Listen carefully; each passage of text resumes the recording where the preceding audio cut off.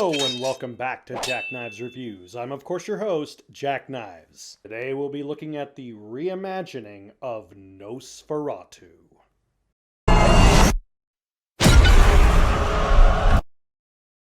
A young, mentally unstable woman named Ellen makes a pact in her youth with a creature to grant her peace of mind. Years later, her husband Thomas goes to an estate for a mysterious man named Count Orlok.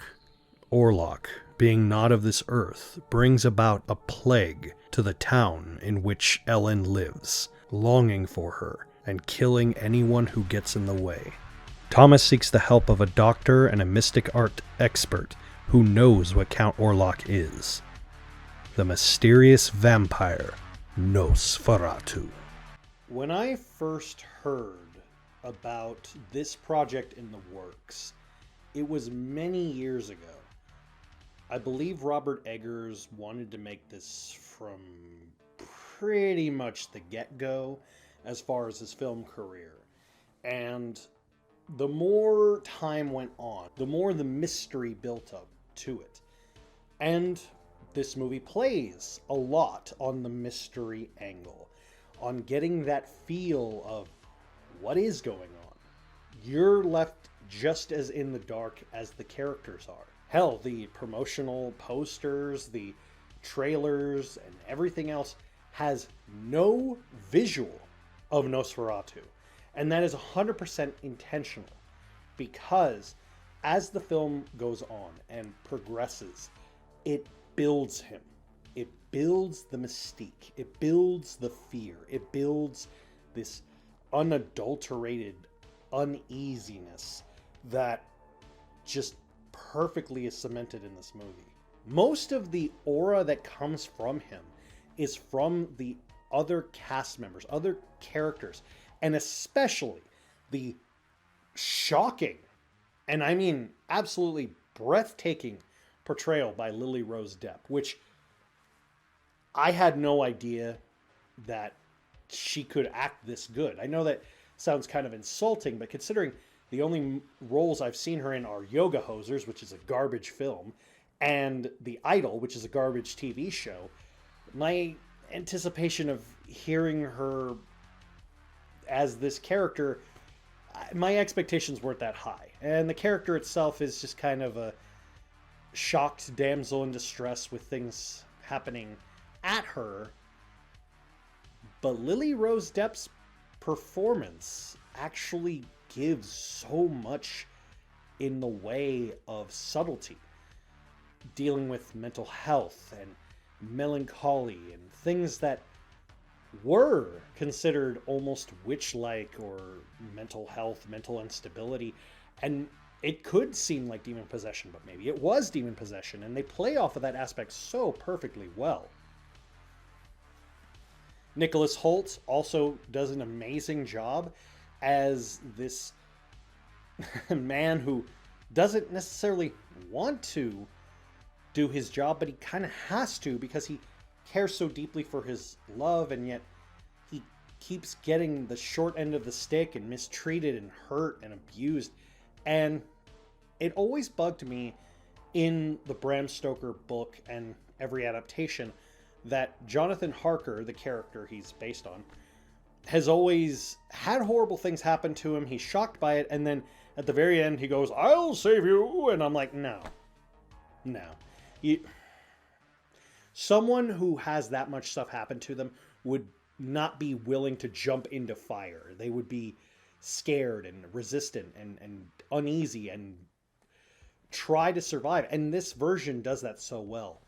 Each iteration of character in this movie, even the Van Helsing-esque character that Willem Dafoe plays, is simultaneously both a play on Van Helsing and F.W. Murnau himself, who was also into hardcore alchemy and all these other things and aspects of the story that you don't really think about.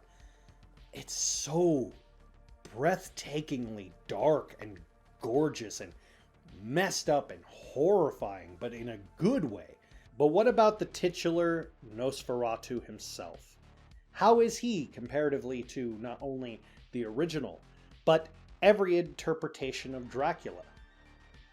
Well, I can honestly say Bill Skarsgård's Nosferatu somehow is able to perfectly blend every iteration of Nosferatu and somehow a lot of aspects of Dracula, perfectly blending them together to make a seamless version.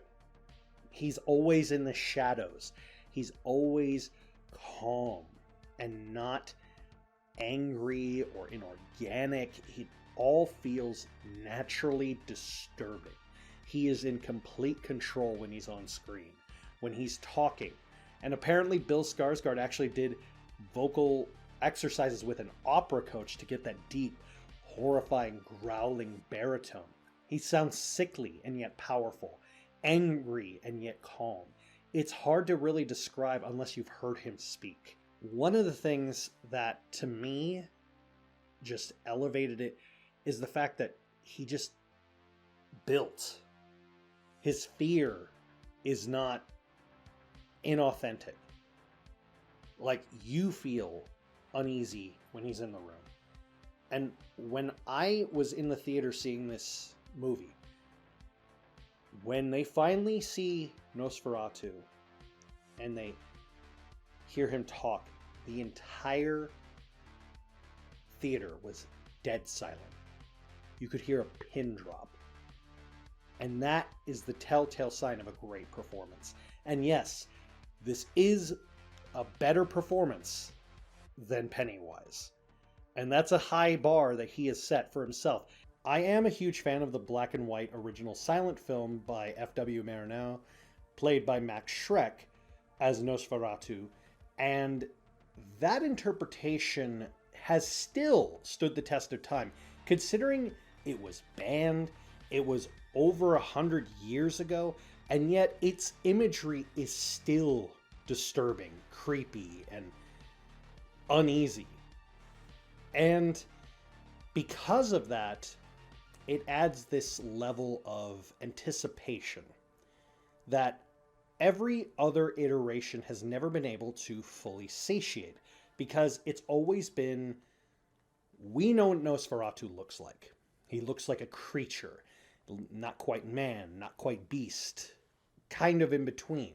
The movie itself originally is based off of the works of Bram Stoker, hence why his widow wanted it banned and destroyed as they changed the names. But the key thing that a lot of people misinterpret about the story of Dracula, and what makes him so scary comparatively to, say, the Wolfman or Frankenstein's monster, is that his fear comes from his ability to be both a horrifying beast and somehow be able to blend in seamlessly into society. The problem is, Nosferatu doesn't really blend too well. If you saw a person who looked like the original Nosferatu, everyone's going to turn and go, "Huh?" But this version, yeah. He looks good. He looks like he could potentially blend into society. But in the dingy, dark aspects of that period of time, absolutely, he could definitely blend in. And that feel, that vibe, it has this appeal to it. Dracula has always had this presence about him of people are enticed to him. But you hear Van Helsing describe him as he is the oncoming storm. When he arrives, things change. And even though there's been multiple iterations of Dracula, we never actually see that until this movie. We see the effects that he does, the effects of how his mere existence affects the environment around him and the people within the city limits, and how it affects every citizen in their own different way. The horrors and terrifying nature that he is. We know how the story plays out. If we know the story of Dracula, we know the story of Nosferatu, we know how the story plays out. So the aspects of what happens at the end are not shocking. However, it's the way it's executed that makes it so good. And Robert Eggers understands that. He understands that this is a story that's been told, but it's the way it's told that makes it unique and makes it so worthwhile. And apparently there's a director's cut that's nearly 3 hours long. And trust me, if that ever comes out, I will be the first in line to watch it. This is a movie that I could see in both black and white and in color and not be dissatisfied. Everything from A to Z was great. It was just a fantastic movie that, as a horror fan, I've been wanting for a long, long time. And I'm happy that the original is respected and this reimagining is perfected it. And if that doesn't get you to go see it, I don't know what will. On a side note, it is really funny and ironic to me that Bill Skarsgård has played not one, but two iconic horror remade villains who were both killed by the power of love. It's funny, and it's also kind of weird that it's happened twice now. I give Nosferatu 5 out of 5. Have you seen Nosferatu? Let me know in the comments down below. As always, I'll see you next time.